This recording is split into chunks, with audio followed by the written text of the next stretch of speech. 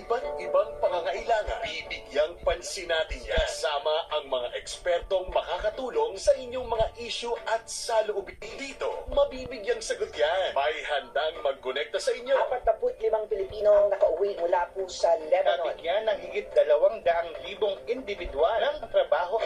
Dr. Luisa at Franco Reyes. Tuwing linggo, 1:30 ng hapon sa Teleradyo Serbisyo at Radyo 630. Sa Mayo 2025, muling pipili ang bayan ng mga pinunong magsusulong ng pagbabago para sa bawat Pilipino. Kasama ang buong puwersa ng Teleradyo Serbisyo at Radyo 630. Sabay-sabay nating himayin ang proseso sa pagboto at kilatisin ang plataforma ng mga kandidato sa pangunguna ng mga pinagkakatiwalaang pangalan sa pagbabalita. Katuwang ang mga kaserbisyo sa iba't ibang panig ng bansa. Tutukan, bantayan, alamin dahil ang kapangyarihan ay nagmumula sa bayan. Ito ang Mandato 2025 Special Coverage. Maging happy at healthy sa tulong ng helpful tips ng ating mga doktor. Samahan si Dr. Luisa at matuto ng life-changing health habits para laging iwas gastos. Tuwing Sabado, 9:00 ng umaga sa Teleradyo Serbisyo at Radyo 630. Samahan natin ang multi-awarded news anchor Julius Mabaw sa kanyang kakaibang programa na binabalikan ng mga taong tumatak sa ating mga isipan at sinisilip ang mga kwento ng kanilang mga buhay sa Julius Mabaw Unplugged tuwing linggo 4 p.m. Dito lang sa TV5. Mga storyang tampok ang mga ordinaryong tao. Ito lang naman po ang pangarap ko. Nakahatid ng inspirasyon, It's a woman empowerment para sa ating lahat. leksyon at aksyon. Wala kitulong na po sa amin, sa pamilya ko. Makulay na tradisyon. Sagot na namin ang mga putahe na maaari yung karamay. At mga nagkagandahang destinasyon. Alam mo ba, mag-around the world. Lahat ay tatalakayin at didiskubrihin kasama si kapatid mo, Idol Rafi Tulfo, tuwing linggo dito sa TV5. Sa huling pagkakataon, matutuos na ang pinakamahuhusay. Matira ang matibay. Talent versus talent. Judge versus judge. One act. Isang pangarap ang matutupad.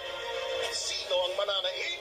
Sino ang karapat-dapat tanghaling grand winner?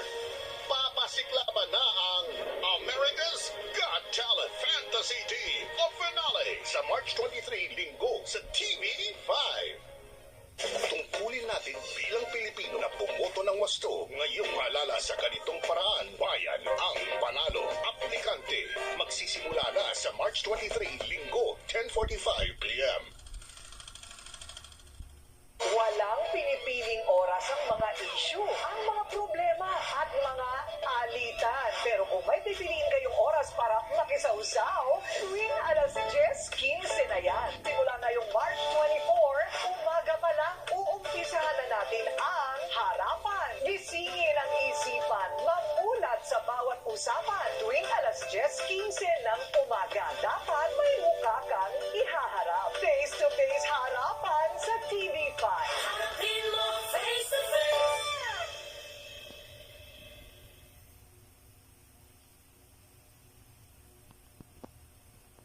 From the year 1986, napakinggan natin si Toto sa reading I'll Be Over You.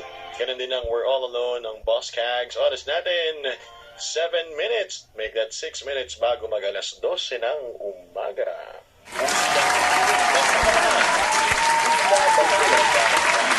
Hip-hop Playlist. Hay nako. Ganun lang pala, napakabilis ng oras. Maraming salamat sa lahat ng sumama sa atin mula pa kaninang alas 10 hanggang ngayon malapit na pong mag alas 12. Alam niyo na yan. Pero may pahabol ang ating pahabol entry galing sa susunod na programa kay Tita Doc. Sabi niya ang biggest fear ni Tita Doc ay madulas. Oo, lalo na talaga. Kasi pagka minsan yun yung trigger di ba? Isang dulas lang tapos ay naku po. Lalo na si Tita Doc paano ko na makikita ang mga sayaw ni Tita Doc naman sa Facebook naman kapag naman na-enjoy si Tita Doc. Tita Doc, pasama nyo nga ako isa sa mga yung alam niyo sa totoo promise, nag-inquire ako sa diyan sa may Makati, hindi ballroom, yung yung parang mass dance.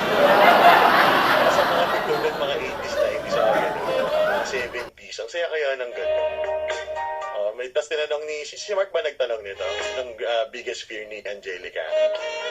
Kasi kasama ko po yung misis ko, pero hindi ko siya ipapakita. Siya ay shy. Ang kanya daw biggest fear ay magutom.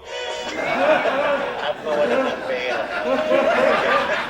Siguro tapusin natin doon, no? Kasi feeling ko lahat naman tayo yun din talagang kinatatakot. Maubusan ng pera dahil tayo ay magugutom. Dahil dyan, maraming salamat. Nakasama ninyo para sa programang K-Pop's Playlist. Ang inyong Kuya Dan, susunod na programang Private Talks. Kasama si Dr. Lulu Marquez at Amy Estrella. Thank you so much. Nakasama ninyo nag-iisang balba sa radyo. This has been Kuya Dan. Pansamantalang humalili kay Pops Eric G. Dito sa programang K-Pop's Playlist, leaving you with this song from Kenny Loggins, Meet Me Halfway. Bye-bye. Good evening.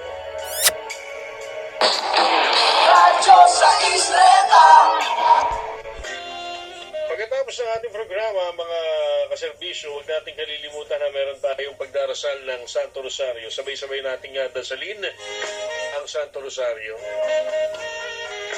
Because the family that prays together stays together.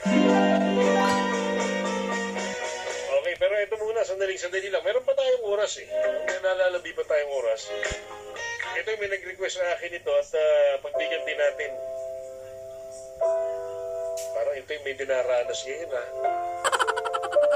Pagka masyadong mabigat ang iniisip, nararamdaman, ganitong oras na, tulog nyo na yan. Joey Albert would tell me. Miss Joey Albert from 1983, a song called Tell Me. Bringing us to 5 more to go before 10 p.m. At dito na nga po nagtatapos sa ating programang K-Pop's Playlist, the OPM Sunday Edition. Ulitin po natin ang ating pagsasama-sama sa darating na Sabado sa ganap na alas 10 ng gabi hanggang alas 12 ng ating gabi para sa Saturday edition ng K-Pop's Playlist. At sabi nga, teka, maraming kaganapan sa mga susunod na araw. Kaya talagang kailangan yung ihanda ang inyong mga sarili. Diba, ihanda ang inyong mga sarili sa mga parating na welga, parating na mga congressional inquiry, Senate hearing. Yan, mga paghahandaan natin sa mga nalalapit na mga araw. Pero ano naman ang mangyari?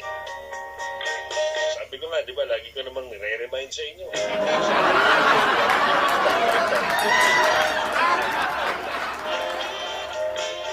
Brother Jerry Carpio, pas na raw. Hindi na raw sasagot. Kaya sige, ako yung magbababay na. Leading with the song right now. Another hit. From Gary Lee, this time from 1987. Para sa mga hindi na natuto.